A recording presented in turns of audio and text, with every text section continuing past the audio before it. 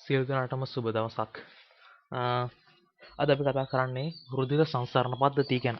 රුධිර සංසරණ පද්ධතිය ගැන කතා කිරීමට ප්‍රථමයෙන් අපි කතා කළ යුතුයි මිනිසාගේ රුධිරය කියන්නේ මොකක්ද? මිනිසාගේ නෙමෙයි මේ සමස්ත රුධිරය කියන්නේ මොකක්ද? අපි මෙතන කතා කරන්නේ මිනිසාගේ රුධිරයට සම්බන්ධ දේවල් විතරයි. අනිත් කට්ටිය වෙනස් වෙන්න පුළුවන් ඒකින්ද අපි කතා කරනවා රුධිරය සාමාන්‍යයෙන් වැඩුණ මිනිහෙක්ගේ දේහය තුළ අපි කියනවා ලීටර් 5ක් විතර රුධිරය තියෙනවා කියලා.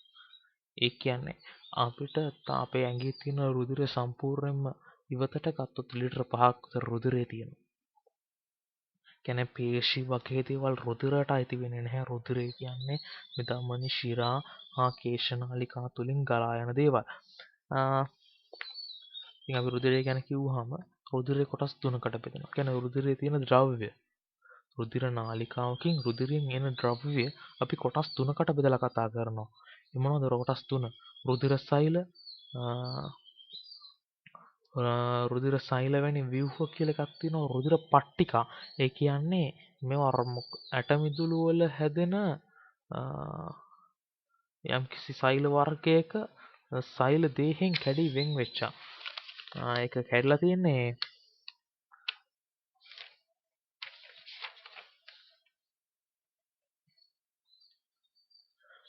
මෙගා කැරියෝසයිට් කියලා තියෙන මෙගා කැරියෝසයිට් කියලා කියන ඇටමිදුළු වල තියෙන විශාල සෛල වර්ගයකින් කැඩිච්ච කියන්නේ ඒකේ ප්ලාස්මයෙන් කැඩිච්ච කොටස් වලට තමයි අපි කියන්නේ රුධිර පට්ටිකා කියලා. ඒ වගේ දැන් අපි කියනවා කොටස් තුනකට බෙදෙනවා රුධිර සෛල, පට්ටිකා හා ප්ලාස්මය. සෛල වෙන ව්‍යුහ. රුධිර සෛල වෙන ව්‍යුහ, ප්ලාස්මය. කොටස් තුනකට අපි රුධිරය වෙන් කරා. රුධිර සෛල අපිට තව කොටස් දෙකකට වෙන් කරන්න පුළුවන්. රුධිර සෛල අපි ඕන තරම් දන්නවා රුධිර සෛල වෙන් කරනවා කියලා. අපි අහලා තියෙනවා. මොකද්ද රතු රුධිර සෛල හා සුදු රුධිර සෛල. රතු රුධිර සෛල නම් නැවත කොටස් වලට බෙදෙනවා කියලා අපි කතා කරන්නේ නැහැ. සුදු රුධිර සෛල නැවත කොටස් දෙකකට බෙදෙනවා. ඒ කණිකා සහිතයි කණිකා රහිතයි. කණිකා කියලා කියන්නේ ඒ සෛලේ තියෙන යම්කිසි කොටසක්. මේවා නිපද වෙන්නේ කොහෙද? සුදු රුධිර සෛල තමයි මේ කොටස් හතරකට බෙදෙනවා කොටස් දෙකකට බෙදෙනවා කිව්වම ඒ සුදු රුධිර ලයින නිපද වෙන්නේ කොහෙද? රතු ඇටමිදුල කණිකා සහිත රුධිර සෛල රතු ඇටමිදුල තමයි නිපද වෙන්නේ. කණිකා සහිතව විතරයි. කණිකා රහිතව රතු ඇටමිදුල නිපද වෙනවා කියලා මම කියන්නේ නැහැ දැන්. කණිකා සහිත රුධිර සෛල සුදු රුධිර සෛල ඒවා නිපද වෙන්නේ රතු ඇටමිදුල තුල. සුදු රුධිර සෛල කොටස් දෙකයි කණිකා සහිත හා කණිකා රහිත. කණිකා සහිත ඒවා රතු ඇටමිදුළු තුල නිපද වෙනවා. ඒ වගේම සම්පූර්ණ රුධිර ප්‍රමාණය අපේ ඇඟේ තියෙන සම්පූර්ණ වූ රුධිර ප්‍රමාණයෙන් 72ක් විතර අපි කියනවා තියෙන්නේ සුදු රුධිර සෛල වල කණිකා සහිත රුධිර. සම්පූර්ණ රුධිර ප්‍රමාණය කියන්නේ සම්පූර්ණ සුදු රුධිර අණු ප්‍රමාණය තමයි මම කිව්වේ. සම්පූර්ණ රුධිර ප්‍රමාණයෙන් 72ක් සුදු රුධිර සෛල තියෙන්න බෑ. ඇයි අපි කතා කරනවා රතු රුධිර සෛල තියෙනවා. සම්පූර්ණ රුධිර ප්‍රමාණයෙන් අතිවිශාල ප්‍රමාණයක් තියෙන්නේ රතු රුධිර සෛල. සුදු රුධිර සෛල තියෙන්නේ සම්පූර්ණ රුධිරයෙන් 101ක් විතරයි. අන්න ඒ 101 තුල 172ක්ම තියෙන්නේ කණිකා සහිත රුධිර අණු. මේ කණිකා සහිත සුදු රුධිර අණු කොටස් තුනකට බෙදෙනවා. නියුට්‍රොෆිල, ඉසිනොෆිල හා බේසෝෆිල. නියුට්‍රොපිල, ඉසිනොෆිල හා බේසෝෆිල. නියුට්‍රොපිල කියලා කියන්නේ කින් වෙන කාර්ය විතරක් අපි කතා කරමු. බැක්ටීරියා වගේ ශරීරයට අහිතකර දේවල් භක්ෂණය හා ශරීරය ඇතුළේ වුණ බාහිර අංශ භක්ෂණය කිරීම වගේ දේවල් තමයි නියුට්‍රොෆිල එක කාර්යය. ඊළඟට තියෙනවා ඉසිනොෆිල. ඉසිනොෆිල කියලා කියන්නේ අසාත්මිකතාවලදී හා පරපෝෂී ආසාදනවලදී ක්‍රියාකාරී වන දෙයක්. ඊළඟට බේසෝෆිල. බේසෝෆිල ගැන අපි කතා කරන්නේ නැහැ. ඊළඟට අපි කිව්වා සුදු රුධිර සෛල කොටස් දෙකකට බෙදෙනවා කණිකා සහිත හා කණිකා රහිත. අපි දැන් කතා කරන්නේ කණිකා රහිත ගැන. ඉස්සර කතා කරේ කණිකා සහිත. දැන් කතා කරන්නේ කණිකා රහිත. කණිකා රහිත රුධිරාණු වල කණිකා නැහැ. ඒක නමින්ම කියනවනේ කණිකා සහිතය අපි කියනවා කණිකා සහිත. සහිත කියන්නේ තියෙනවනේ. කණිකා රහිත කියන්නේ කණිකා නැහැ. කණිකා නැහැ. ඒවා න්‍යෂ්ටි ඛණ්ඩවලට බෙදිලා නැහැ. අර වගේ න්‍යෂ්ට ඛණ්ඩවලට බෙදිලා තියෙනවා. මොකද්ද? කණිකා සහිත රුධිරාණු වල න්‍යෂ්ට ඛණ්ඩ වලට බෙදිලා තියෙනවා. හැබැයි කණිකා රහිත රුධිරාණු වල න්‍යෂ්ටි ඛණ්ඩ වලට බෙදිලා නැහැ.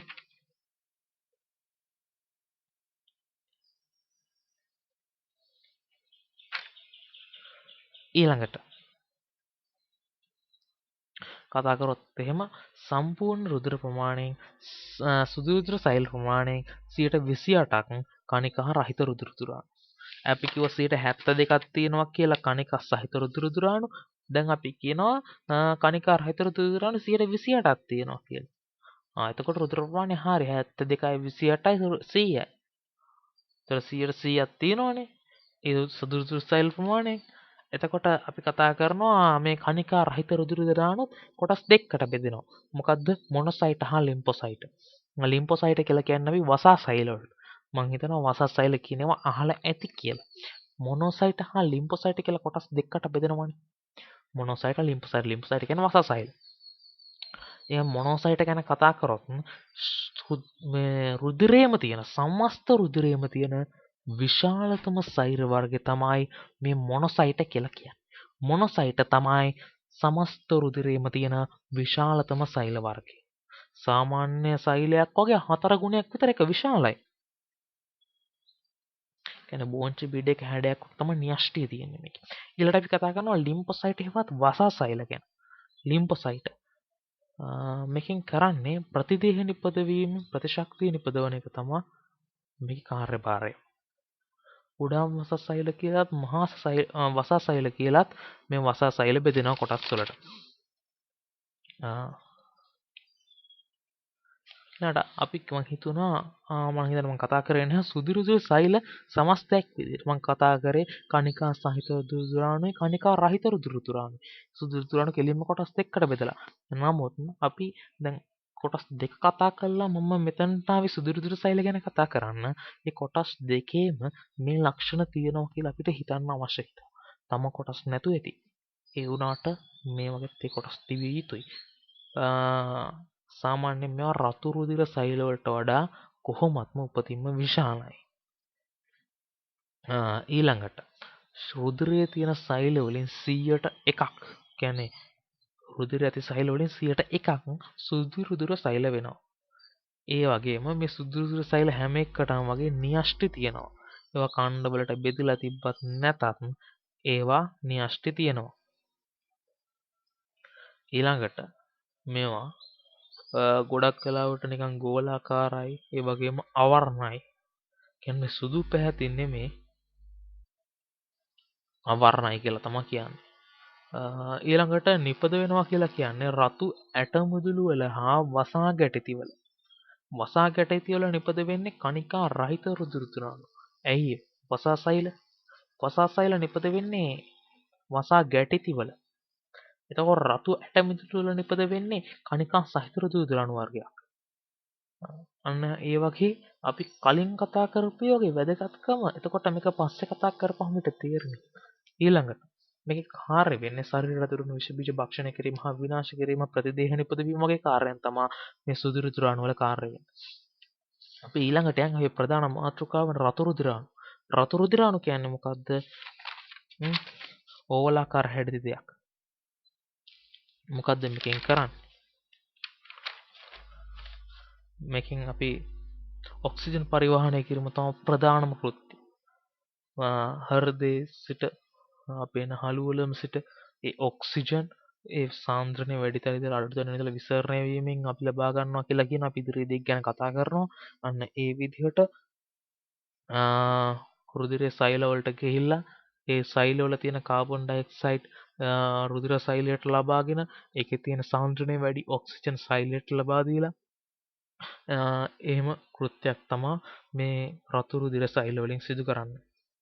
අපි මේකේ හැඩය ගැන කිව්වොත් එහෙම ඕවල් ආකාරයි. ඒ කියන්නේ වෘත්තාකාර පැතලි දිවි අවතල හැඩයක් කියලා තමයි කියන්නේ. ඊළඟට මේකේ ආයුෂ ගැන කතා කරොත් දින 120ක් වගේ ආයුෂ තියෙනවා. දින 120ක්. ඒ කියන්නේ ඒක 30න් බෙදපුවාම මාස 4ක වගේ කාලයක්. මේකෙත් රතු රුධිරයන් නිපද වෙන රතු ඇට මිදුළු වල. රතු ඇට මිදුළු පද්ධතිය තමයි රතු ඇට මිදුළු වල තමා රතු රුධිරාණුත් නිපද වෙන්නේ. විනාශ වෙන්නේ අක්මාවේ හා ප්ලීහාවේදී. ඒ කියන්නේ අපි කතා කරන්නේ නැහැ මේ පාඩමේදී. ඊළඟට අපි කතා කරා දැන් කොටස් දෙකක් කතා කරන්නේ. රුධිරයේ සංයුතිය කොටස් කීයක් තියෙනවා කිව්වද? එකක් දෙකයි දෙකක් කතා කරන්නේ එකයි කතා කරේ. අපි කතා කරේ රුධිර සෛල ගැන. රුධිර සෛල තියෙනවා කිව්වා අපි රුධිරේ ප්ලාස්මා නෙමෙයි රුධිරේ. අන්න ඒකින්ද ඊළඟට අපි කතා කරන රුධිර සෛල රුධිර පට්ටිකා කියලා. සෛල වැනි කොටස් සෛල නෙමෙයි. සෛල කෑලි වගේ ඒවා. සෛල වැනි ව්‍යුහ මොනවද ඒවා? අපි ඒවට කියනවා රුධිර පට්ටිකා කියලා. රුධිර පට්ටිකා හැදෙන්නේ මම කිව්වා ඉස්සරම මෙගා කැරියෝසයිට් වල සෛලෝප්ලාස්මික් ඇඩියාමෙන් තමයි මේ රුධිර පට්ටිකා නිර්මාණය වෙන්නේ. රුධිරයේ තියෙන සෛල කියන්නේ රුධිරයේ තියෙන සෛල තමයි මේවා. හැබැයි සෛල නෙමෙයි. ගොඩාක් කැඩිච්ච කොටස් වගේ දෙයක්. ඒ වගේම න්‍යෂ්ටිය අක්‍රමවත් හැඩති. න්‍යෂ්ටි කියන න්‍යෂ්ටි නැහැ. මේකත් අක්‍රමවත් හැඩති. සෛලයක් වගේ ලස්සනට බෝලයක් වගේ රවුමක් වගේ නැහැ. ආප්පයක් වගේවත් නැහැ ඒක. කියන්නේ නිකන් අක්‍රමවත් හැඩති එකක්. මේකේ ප්‍රධානම කෘත්‍ය අපිට වැදගත් වෙන්නේ මේකෙන් සිදු කරන රුධිර කැට ගැසීම. රුධිර කැට ගැසීම ගැන අපි ඉදිරියේදී කතා කරනවා. ඊළඟට අපි කියනවා රුධිර ප්ලාස්මය. දැන් අපි කොටස් දෙකක් කතා කරා රුධිරයේ තියෙන සංයුතිය රුධිර සෛල ඊළඟට රුධිර සෛල වැනි ව්‍යුහ ඊළඟට අපි කතා කරනවා රුධිර ප්ලාස්මාව. අපි කතා කරනවා රුධිර ප්ලාස්මාවේ වර්ණය. වර්ණය නිකන් කහ පැහැයක්. නිකන් අඳුරට හුරු කහ පැහැයක් තමයි මේ රුධිර ප්ලාස්මේ දක්නට ලැබෙන්නේ. ඒ වගේම රුධිරේ සමස්ත රුධිරයේම මුළු රුධිර පරිමාවෙන් 55% පමණ තියෙන රුධිර ප්ලාස්මය. එනට ජලයේ 92ක් විතර ප්‍රමාණයක් මේ රුධිර ප්ලාස්මයේ අන්තර්ගත වෙලා තියෙනවා. රුධිර ප්ලාස්මයේ 90ක් 92ක් විතර ඉතා වැඩි ප්‍රතිශතයක් තියෙනවා ජලය. ඊළඟට ප්‍රෝටීන 7ක් විතර තියෙනවා. ප්‍රෝටීන කියන්නේ ඇල්බියුමින්, ග්ලොබියුලින්, ප්‍රොතොම්බින් හා ෆයිබ්‍රිනෝජන්. මේ ප්‍රෝතොම්බින් හා ෆයිබ්‍රිනෝජන් අපිට වැදගත් වෙනවා රුධිරයේ කැට ගැසීමට. අපි ඉගෙන ඉදිරියේදී කතා කරනවා. රුධිර ප්ලාස්මාවේ තියෙන දේවල් ගැන අපි නිකන් වැඩි දැනගන්න අවශ්‍ය නැහැ. ඒවට සරලව අපි කතා කරනවා. ජලයේ තියෙනවා, ප්ලාස්මා ප්‍රෝටීන තියෙනවා, අකාබනික ද්‍රව්‍ය තියෙනවා, ඊළඟට පෝෂක ද්‍රව්‍ය තියෙනවා, නයිට්‍රජනීය අපද්‍රව්‍ය තියෙනවා, යූරියා යූරික් අම්ල හා ක්‍රියටීන් වගේ දේවල්. ඊළඟට වායු වර්ග තියෙනවා, එන්සයිම් හා ප්‍රෝටීන හා ප්‍රතිදේහයක් මේකේ අන්තර්ගත වෙලා තියෙනවා රුධිර ප්ලාස්මේ. ඊළඟට අපි කතා කරන්නේ රුධිරේ කැට ගැසීම ගැන. කොහොමද රුධිරේ කැට ගැසෙන්නේ? රුධිරේ කැට ගැසීමට හේතුවක් තියෙනවද?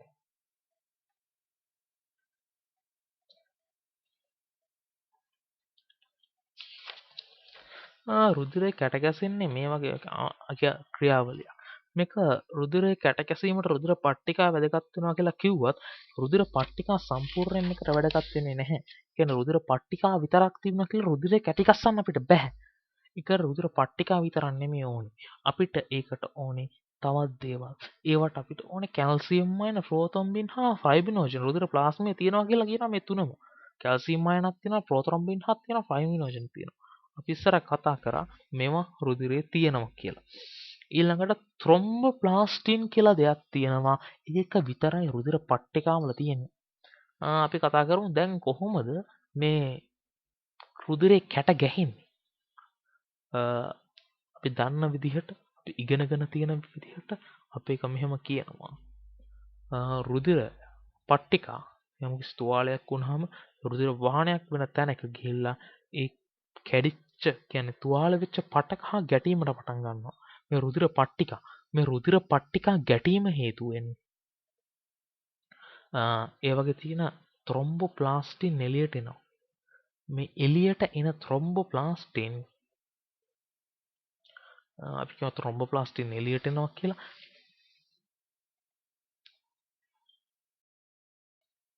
අපි කියමු ත්‍රොම්බෝප්ලාස්ටින් එළියට එනවා කියලා. ඉතින් මේ එළියට එන ත්‍රොම්බෝප්ලාස්ටින් ක්‍රියා කරනවා කැල්සියම් හා ප්‍රෝත්‍රොම්බින් එක්ක. කියන්නේ ත්‍රොම්බෝප්ලාස්ටින් මේ රුධිර පට්ටිකා වලින් එළියට එනවා. රුධිර ප්ලාස්මේ තියෙන කැල්සියම් හා ප්‍රෝත්‍රොම්බින්. ඉතින් මේ කැල්සියම් හා ප්‍රෝත්‍රොම්බින් සමග මේ ත්‍රොම්බෝප්ලාස්ටින් ක්‍රියා කරනවා. ක්‍රියා කරලා ඒකේ හදනවා ත්‍රොම්බින් කියන එක. ඒ කියන්නේ ඔක්කොම එකතු වෙනවා. ත්‍රොම්බෝප්ලාස්ටිනොයි ප්‍රෝත්‍රොම්බිනොයි කැල්සියම් අයනයි එකතු වෙලා ත්‍රොම්බින් කියලා ද්‍රව්‍යයක් හදනවා. ඉතින් මේ ත්‍රොම්බින් කියන ද්‍රව්‍ය ෆයිබ්‍රිනෝජන් එක එකතු වෙලා ත්‍රොම්බින් කියන එකත් එක්ක ෆයිබ්‍රිනෝජන් එකතු වෙලා ෆයිබ්‍රින් කියලා නූල් ජාලයක් හදනවා. මේක නිකන් ජෙලටින් වගේ. ඒ ජෙලටින මේ නූල් ජාලයකින් මේ රුධිර සෛල එළියට යන්න දෙන්නේ නැතුව කැටි ගැසීමකට ලක් කරනවා. කියන රුධිර සෛල මේකෙන් එළියට යන්න දෙන්නේ නැහැ. ඒ කියන්නේ රුධිර කැටියක් ඇති වෙනවා. මෙන්න මේ විදිහට තමයි රුධිරේ කැට ගැසෙන්නේ. රුධිරේ කැට නොගැසීම රෝගයක් කියලා අපි කතා කරමු. ඒ ගැන පස්සේ කතා කරමු. ඊළඟට අපි රුධිර ඝන රුධිර සීස සාධකය රුධිර පාරවිලයනය රුධිර දායකය ප්‍රතිග්‍රාහකය ගැන කතා කරන්නේ නැහැ. ඒවා රුධිරය පාඩමට අදාළ වන නිසා රුධිර සංසරණ පද්ධතිය පාඩමට පිවිසුමක් වශයෙන් සිස්ටම වර්ධනය කර ගැනීම සඳහා පමණයි මේ විස්තරය කරනු ලැබුවේ. ඊළඟට අපි කතා කරමු මේ රුධිර සංසරණ පද්ධතියට වැදගත් කොටස් දෙකක් වන ධමනි හා ශිරා පිළිබඳව. ධමනි කියන්නේ මොනවද?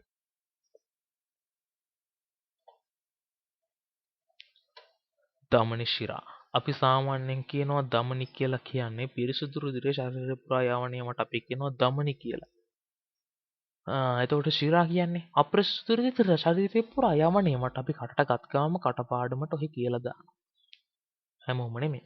අන්න ඒකෙන් හින්දා අපි දැනගන්න ඕනේ හරියට මේ ධමනියක් හා ශිරාවක් කියන්නේ මොකක්ද කියලා. අපි හෘදය ගැන කතා කරනකොට කියනවා සමහර ඒවා ධමනි වෙනවා ශිරා වෙනවා. හැබැයි මේක විතරක් අපිරිසිදු රුධිරය ගමන් කරනවා.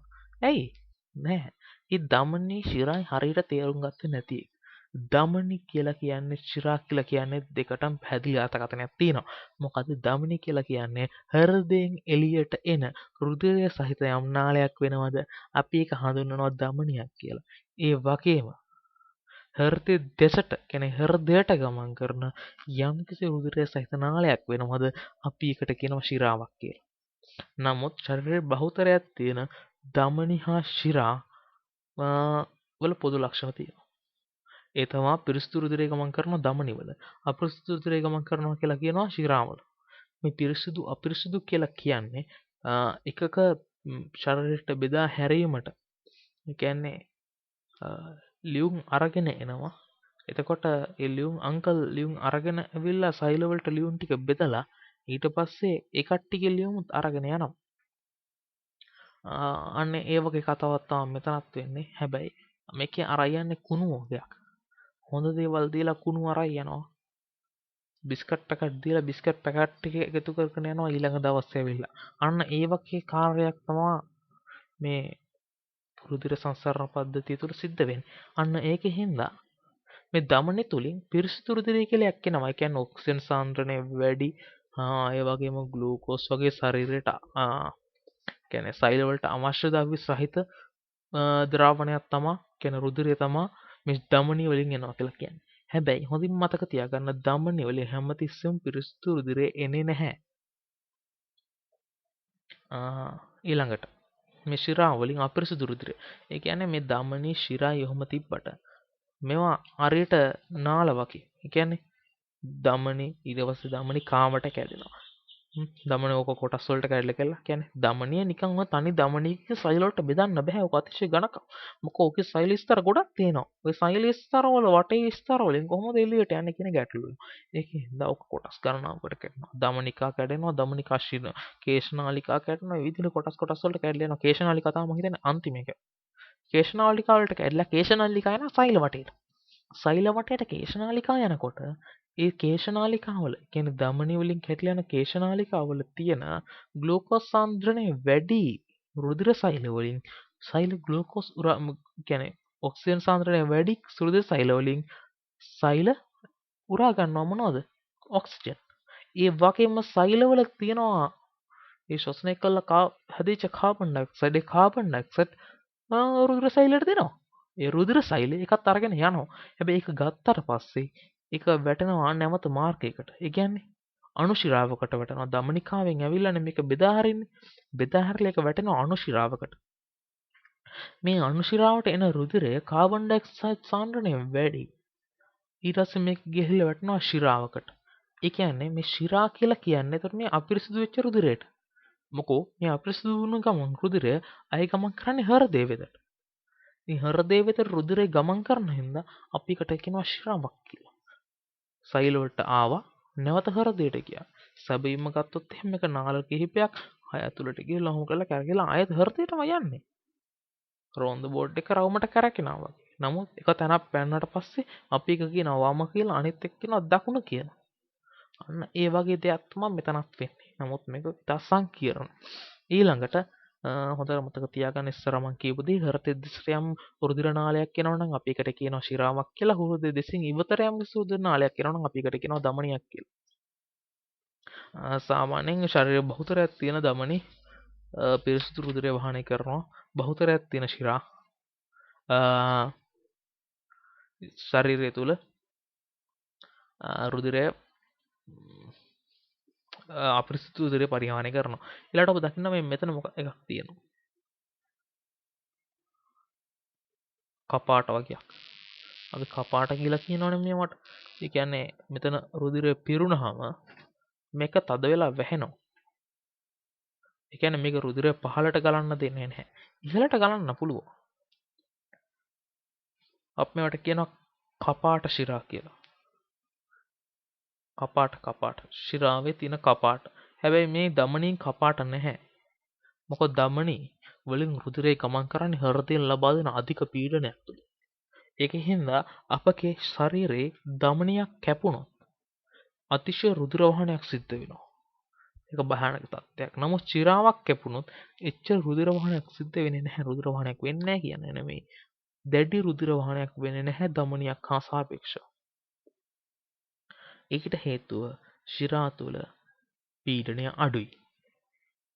ඉහළට යන රුධිර හෘදය දෙසට යන රුධිරය පීඩනය අඩු නිසා ගමන් කිරීම අපහසු නිසා ඒ පීඩනය අඩුයි. ඒකින්ද උඩට යන්න තියෙන්නේ. ඒක ඊට වඩා අපහසුයි. ඒකින්ද ඒක ගිහිල්ලා උඩ රැඳෙනවා. මේ හරි රුධිරය රැඳෙනවා. දැන් මෙතනින් උඩින් ඔහොම අපහසුයෙන් යනවා. මෙතන රුධිරය රැඳෙනවා. අන්න ඒ විදිහට තමයි මේක රුධිරය ගමන් කරන්නේ. කපාට තුලින්. දැන් අපි කතා කරනවා හෘදය ගැන. මේක ප්‍රධානතම දේ. හෘදය. මේ තියෙන්නේ ඔබගේ පෙළ පොතේම තියෙන රූපය. 4.8 රූපය. ඉස්සරම මේකේ ආකෘතිය ගැන අවබෝධයක් ලබා ගන්න. මෙතන තියෙනවා පූර්ව මහ ශිරාව හා අපර මහ ශිරාව.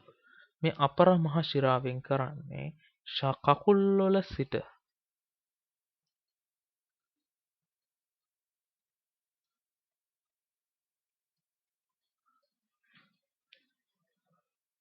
මේ කොටසේ තියෙන රුධිරය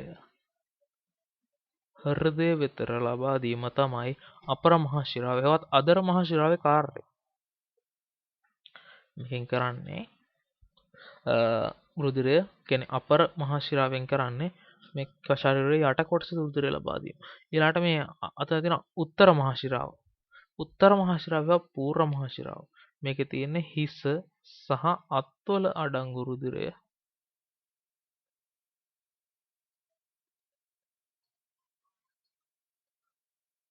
හිස සහ අත්වල අඩංගු රුධිර හෘදයට ලබා දීම තමයි මේකේ කාර්යය වෙන්නේ. මේ ඔක්කොම එන්නේ මෙතනට නෙමෙයි. මෙතන තියෙනවා සිදුරක්. ඒ සිදුර හරහා මේක එනවා දකුණු කර්ණිකාවට. මෙහිනුත් එනවා දකුණු කර්ණිකාවට. මේ දකුණු කර්ණිකාවට රුධිරය ඇවිල්ලා මේ දකුණු කර්ණිකාව රුධිරයෙන් පිරෙනවා. මේ දකුණු කර්ණිකාව රුධිරයෙන් පිරුණාම මේකේ තියෙන රුධිරය මේවා ත්‍රිතුණ්ඩ කපාට විවෘත වෙලා මේකෙන් ඇති වෙන අධික පීඩනය නිසා ත්‍රිතුණ්ඩ කපාට විවෘත වෙලා ඒවා ගමන් කරනවා දකුණු කෝෂිකාවට. කියන්නේ දකුණු කර්ණිකාවේ රුධිරය දකුණු කෝෂිකාවට ගමන් කරනවා. මේ දකුණු කෝෂිකාවේදී මේක නැවත අධික පීඩනයකට ලක් වෙනවා. මේ අධික පීඩනය නිසා දැන් මෙතනින් රුධිරය කෙලින්ම මේකට යනවා.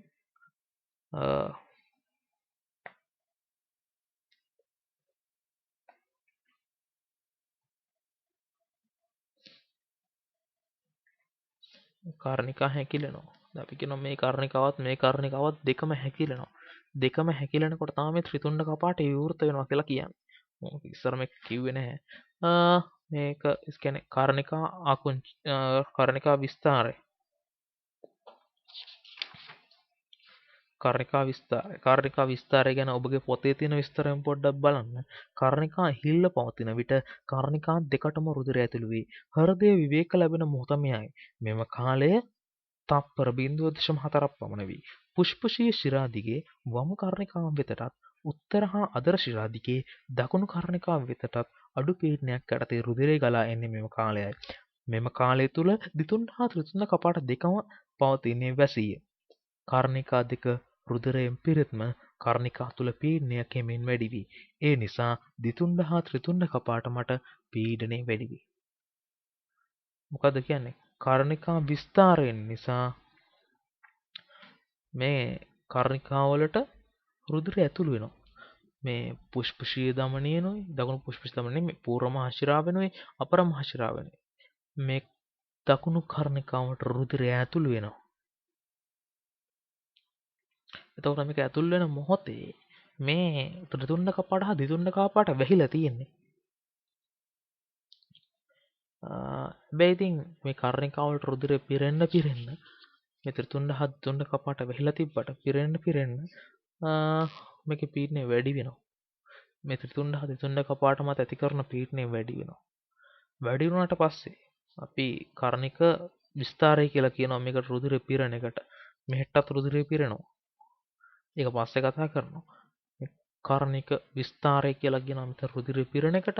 ඒක හින්දා දැන් මේකේ රුධිර පීඩන වල නිසා කර්ණික ආකුංචනය වෙනවා. ඒ කියන්නේ අවසන් භාගය වෙන විට. කියන්නේ මේක රුධිරය පිරලා තෙරපුම වැඩි වෙච්චාම මේකේ ත්‍රිතුණ්ඩ කපාට හා දිතුණ්ඩ කපාට විවෘත වෙලා මේවා කෝෂිකාව වෙත ගමන් කරනවා. කෝෂිකාවට ගිහිල්ලා කෝෂිකාව පිරෙනවා. කෝෂිකාව පිරුණට පස්සේ ත්‍රිතුණ්ඩ කපාට වැහෙනවා. දැන් අපි කිව්වනේ මොකද්ද?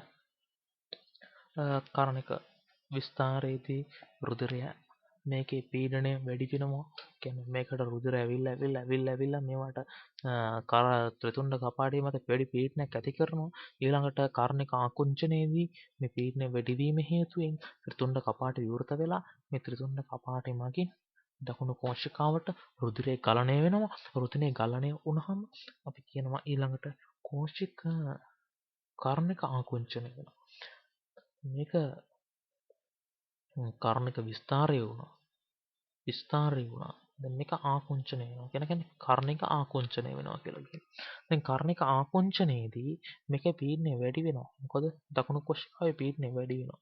කෝෂිකා පීඩනය වැඩි වුණාම ත්‍රිතුණ්ඩ කපාටේ වැසී යනවා. ත්‍රිතුණ්ඩ කපාටේ වැසිලා ගියපහම පුෂ්පුෂීය අඩසම කපාටේ විවෘත වෙනවා. මේ පුෂ්පුෂීය අඩ කපාටේ විවෘත වුණාම මේ අපිරිසිදු රුධිරය මේ කියන්නේ ධමනියෙන් ගලා එන අපිරිසිදු රුධිරය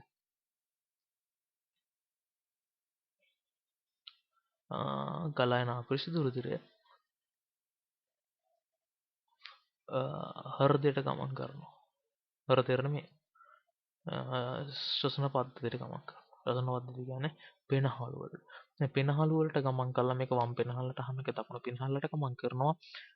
වම් පෙනහළට හා දකුණු පෙනහළට ගමන් කිරීමෙන් මේවා ඔක්සිජන් සාන්ද්‍රණය මේවට නැවත ලබා දීමක් කරනවා. ඒ කියන්නේ ගර්ත මගින්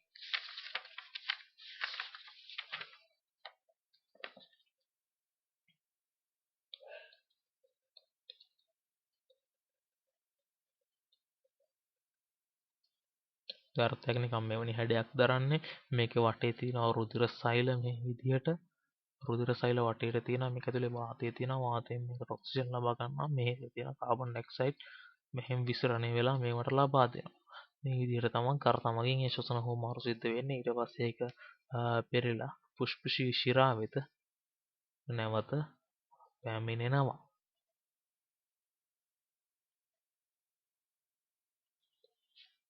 ඉස්සර මට වැරදුනා මං හිතන්නේ මගේ තින් කියවෙන්න නැති දකුණු පුෂ්පෂී ධමනී කියලා මේකට ඇතුළු වෙන්නේ මේක ධමනී මේක ශිරාව මේක අපර මහ ශිරාව නැවතත් අපි කාරණයට බහිමු මේක ගමන් කරනවා පෙනහැල්ලට මේක පෙනහැල්ලට ගමන් කරනවා මේක වම් පෙනහැල්ලට මේක දකුණු පෙනහැල්ලට ඊට පස්සේ ඒව පිරලා මේ දකුණු පෙනහැල්ලෙන් පෙනරන ඒවා මේ පැත්තට පුෂ්පෂී ශිරා වෙත මේ පැත්තේ පුෂ්පෂී ශිරා තියෙනවා ඒවටත් මේ පෙනහැල්ලෙන් පෙරන රුධිරය පැමිණෙනවා ආවට පස්සේ මේවා එන්නේ කෙලින්ම මේ වම් කර්ණිකාවට එනවා වම් කර්ණිකාවට මේ වගේ රුධිරය ගලණය වෙනවා රුධිරය ගලණය වෙනකොට මේකේ තර සිද්ධාන්තයෙන් වෙනවා මොකද්ද කර්ණික විස්තාරය කර්ණික විස්තාරය මේකේ රුධිරය පිරෙනවා මේක මත පීඩනයක් කෙල්ල වෙනවා කර්ණික විස්තාරයේදී ඊළඟ කර්ණික ආකුංචනය වෙනවා මොකද්ද මේකේ පීඩනය වැඩි වෙලා මේකේ තියෙන රුධිරය වම් කාර්නිකාවට යනවා වම් කෝෂිකාර්නිකාව තියෙන රුධිරය වම් කෝෂිකාවට යනවා එතන දකුණු කෝෂිකාවනේ වම් කෝෂිකාවට යනවා වම් කෝෂිකාවේ තමයි වැඩිම පීඩනයක් එල්ල වෙන්නේ කෝෂිකා කුංචනයේදී ඒක කෝෂිකා කුංචන සිද්ධ වෙනවා. ඒතර මේ දිතුණ්ඩ කපාට වැහෙනවා. ඉස්සර ත්‍රිතුණ්ඩ කපාට අතට දැන් දිතුණ්ඩ කපාට වැහෙනවා. දිතුණ්ඩ කපාට වැහුණාට පස්සේ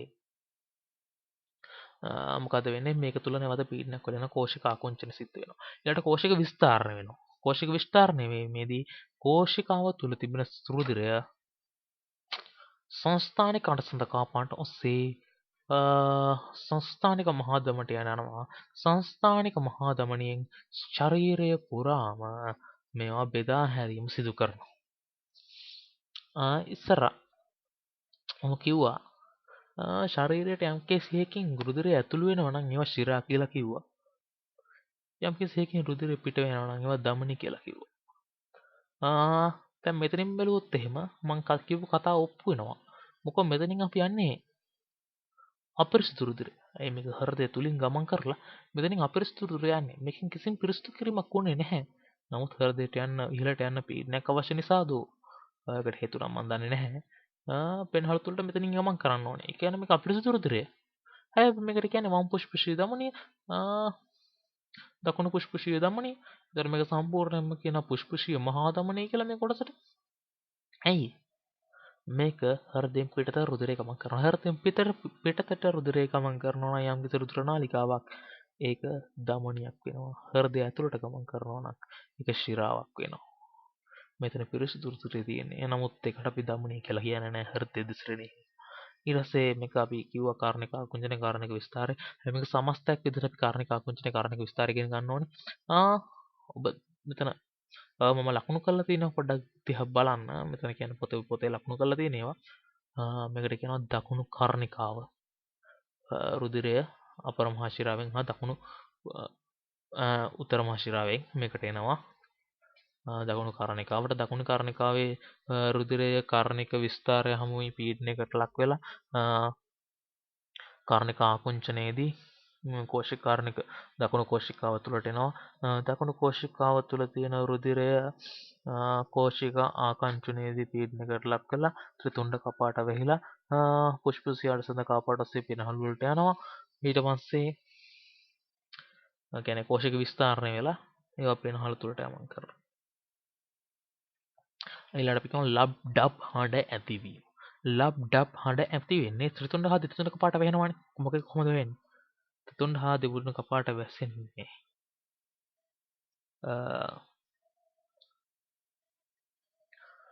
මෙතන පීඩනය වැඩි වෙනවා කියලා කිව්වා කාර්නික විස්තරයේදී ඊළඟට කාර්නික ආකුංචනයේදී රුධිරය මේකට ගලණය වෙනවා ගලණය වෙනාට පස්සේ කෝෂික ආකුංචන වෙනවානේ ආකුංචනය කියන්නේ පීඩනයකට ලක් වෙනවා දැන් කාර්නික ආකුංචනයේ තමයි මෙතන කාර්නික මේ දෙපැත්තම කාර්නික ආකුංචන වෙන එකම වෙලාවට මේ පැත්තේ කර්ණිකාවත් ආකුංචන වෙනවා මේ පැත්තේ කර්ණිකාවත් ආකුංචන වෙනවා. දෙකම ආකුංචන වුණාම ඒකේ පීඩනයට ලක් වෙලා තියෙනවා. ඉතින් ඒ පීඩනය ලක් වෙලා තියෙන හින්දා ඒ රුධිරය අධික පීඩනයකින් පල්ලෙහාට එනවා. පල්ලෙහාට ආවට පස්සේ ඒක කෝෂිකා ආකුංචන වෙනවා. කෝෂිකා වල පීඩනයක් ඇති වෙනවා. කෝෂිකා වල පීඩනයක් ඇති වුණාට පස්සේ මෙතන රුධිරය වැඩිම පීඩනයක් ඇති වෙනවා කෝෂිකාවේ. ඒ හින්දා මේ ත්‍රිතුණ්ඩ කපාට හා දිතුණ්ඩ කපාට වැසී යනවා. මේ ත්‍රිතුණ්ඩ හා දිතුණ්ඩ කපාට වැසෙන හඬ අපි කියනවා ලබ් කියලා. ලබ් ලබ් ලබ් ලබ් කියලා කියන්නේ ත්‍රිතුණ්ඩ හා දිතුණ්ඩ කපාට වැසෙන හඬ. ඊළඟට අපි කියනවා ඩබ් කියලා හඬක්. ඩබ් කියලා හඬ කොතන දෙන්නේ? මේ ත්‍රිතුණ්ඩ හා දිතුණ්ඩ කපාට වැහෙනවනේ. ඔව්. ඒක වැහෙන හඬ ලබ්නේ. හරි. ඒක වැහිලා කෝෂිකා කුංචනය වුණාම ඒක වැහෙන්නේ. ඊට පස්සේ මේකේ පීඩනය වැඩි වෙනවා. පීඩනය වැඩි වුණාම කෝෂික විස්තාරය වෙනවා. කෝෂිකාවේ තියෙන රුධිරය ගමන් කරනවා සංස්ථානික මහා ධමනිය දිගේ. මේ පුෂ්පුෂ්‍ය අඩසත කපාට ඔස්සේ. පුෂ්පුෂ්‍ය අඩසත කපාට ඔස්සේ සංස්ථානික මහා ධමනිය දිගේ ඒ රුධිරය ගමන් කරනවා. එතකොට මෙතනින් ඒ රුධිරය සංස්ථානික අඩසත කපාට දිගේ සංස්ථානික මහා ධමනිය දිගේ ගමන් කරනවා. අරක පුෂ්පුෂ්‍ය මහා ධමනිය මේක සංස්ථානික මහා ධමනිය.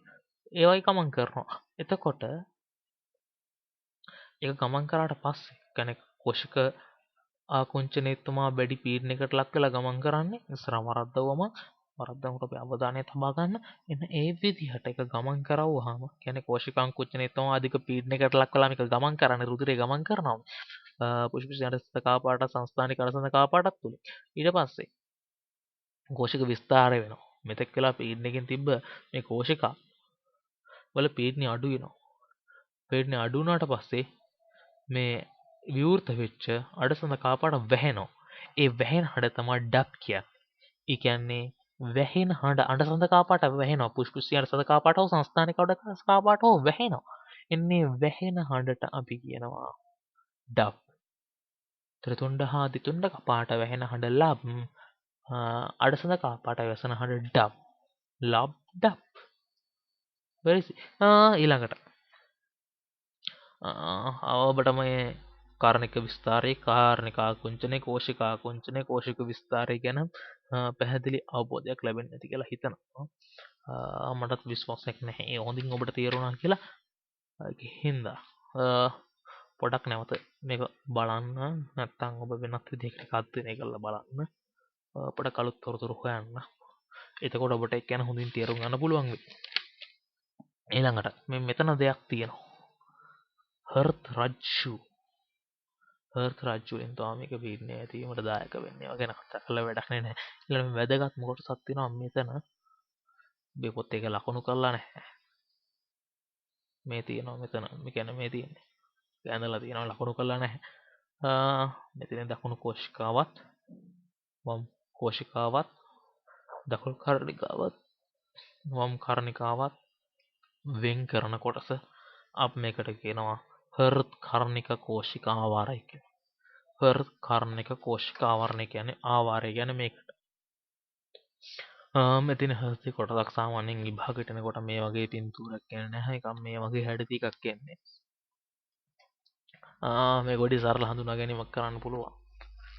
මේක පාවිච්චි කරන්නේ රුධිරය ගමන් කිරීම පිළිබඳ. මෙතන දකුණු කර්ණිකාව. දකුණු කර්ණිකාවට පූර්ව මහශිරාවෙන් ආවා අපර මහශිරාවෙන් රුධිරය ඇතුළු වෙනවා.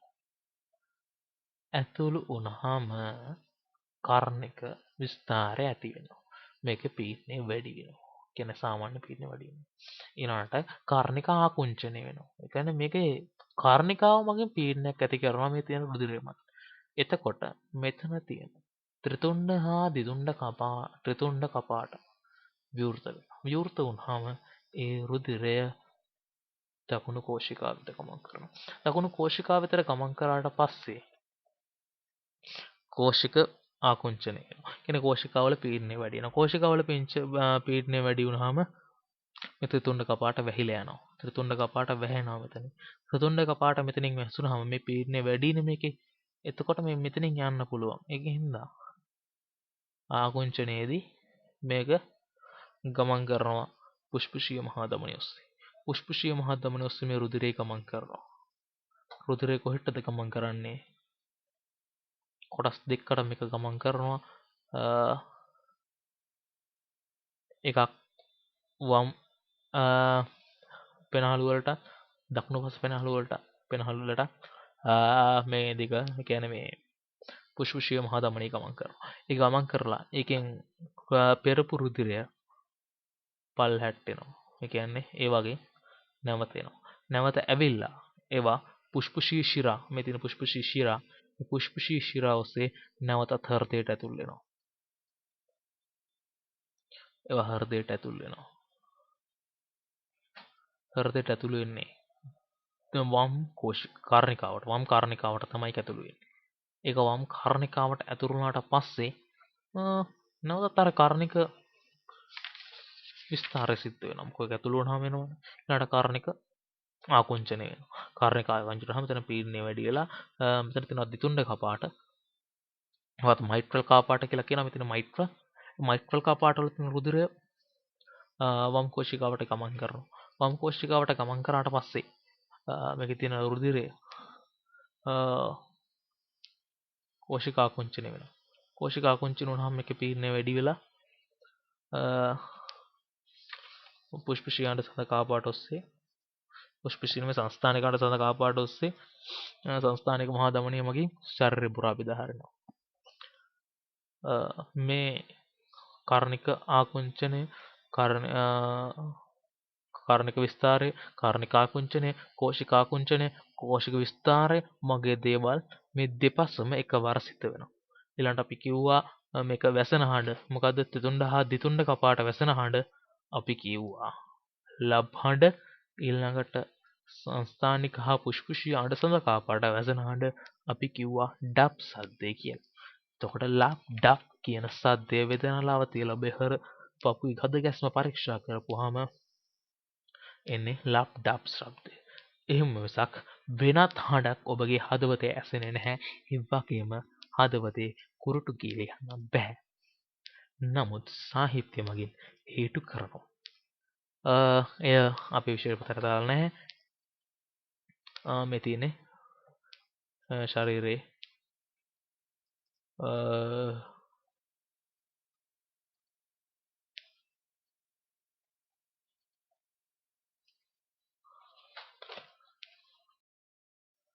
මේ තියෙන්නේ හෘදය පිළිබඳ වීඩියෝ සටහනක් බලන්න. මේ කියන්නේ කර්ණිකාවට දකුණු කර්ණිකාවට රුධිරය එනවා.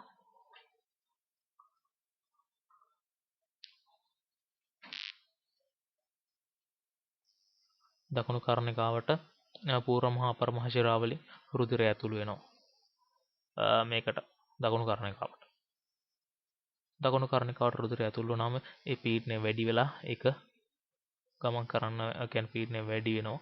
පීඩනය වැඩි වීම තුලින් මේකට ගමන් කරනවා. මොකද්ද? දකුණු කෝෂිකාවට ගමන් කිරුණ දකුණු කෝෂිකාවේ පීඩනය වැඩි වෙලා